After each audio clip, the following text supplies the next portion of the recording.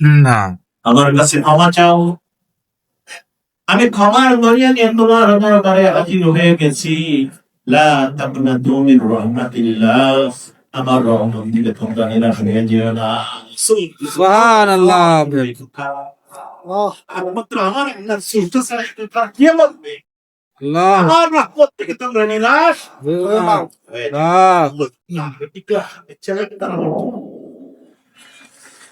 আল্লাহ বলেন, ইন্নাল্লাহা ইয়াগফিরু যুনুবা জামিআ, ইন্নাহু হুয়াল গফুরুর রহিম। আল্লাহ বলছেন, ইন্নাল্লাহা ইয়াগফিরু যুনুবা জামিআ, আমি তো সেই আল্লাহ, তুমি যদি চাও তোমার জীবনের সব গুনাহ তুমি মাফ। সুবহানাল্লাহ। হ্যাঁ। আল্লাহ ক্ষমাশীল আল্লাহ। সুবহানাল্লাহ। হ্যাঁ। আসেন আমরা আমাদের জীবনটাকে একটু খুঁজে নেওয়ার চেষ্টা করি।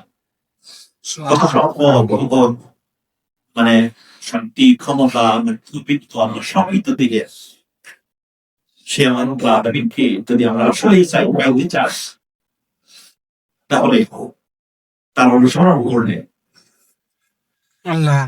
সে আপনাকে আমাকে ছেড়ে দিবেন। আর ইনশাআল্লাহ আছে, ইনশাআল্লাহ ফেসবুকে চলে আসছে। আল্লাহ সুবহানাহু ওয়া তাআলা বললেন, ويل يومئذ للمكذبين। ক্ষতিগ্রস্ত তারা হবে যেদিন আমি যে কথাগুলো আগেই তোমাদেরকে বলে দিলাম। আসলে আমরা এমন একটা সাবজেক্ট থেকে, এমন একটি সিলেবাস থেকে কথা বলি, এই কোরআনুল কারীম হলো একবার নিউ বর্ন বেবি থেকে শুরু করে পৃথিবীর সর্বোচ্চ লেভেল পর্যন্ত সবার জন্য একটা সিলেবাস। সুবহানাল্লাহ।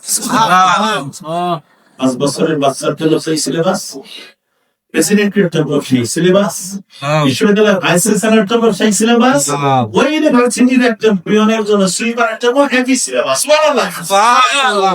সেই কোরআনের ভিতরে আল্লাহ তাআলা আমাদের জীবনের সব কথাগুলো খুলে বলে দিয়েছেন, প্রথমও দিয়ে দিয়েছেন, উত্তরও দিয়ে দিয়েছেন। জান্নাতে যাওয়ার পথও দেখিয়ে দিয়েছেন, জাহান্নামে যাওয়ার পথও দেখিয়ে দিয়েছেন। 60 বছরের পরীক্ষার একটা হকও দিয়ে দিয়েছেন। এই হকমের ভিতরে বেঁচে থাকার জন্য অক্সিজেনের মোটিভের সব ব্যবস্থাও করে দিয়েছেন। পাস করার দায়িত্ব আপনাদের। বুঝতে পারলাম কিন্তু এর থেকে যদি বাংলা ভাষায় আমরা না বুঝি তাহলে আর কি দিন। আসলে আল্লাহ আলমীর একটা তৌফিক কামনা করি যে ওই দিন যেদিন ক্ষতিগ্রস্ত হয়ে ওই দিন তাদের জন্য যারা ওই কর্মঠোর জিন্দিগিতে একটা টাইমে তাদের সামনে দাঁড়াতে হবে, এই সিরিজটা তারা আজকে তারা ক্ষতিগ্রস্ত এখন আমরা কি ক্ষতিগ্রস্ত না। সফলতা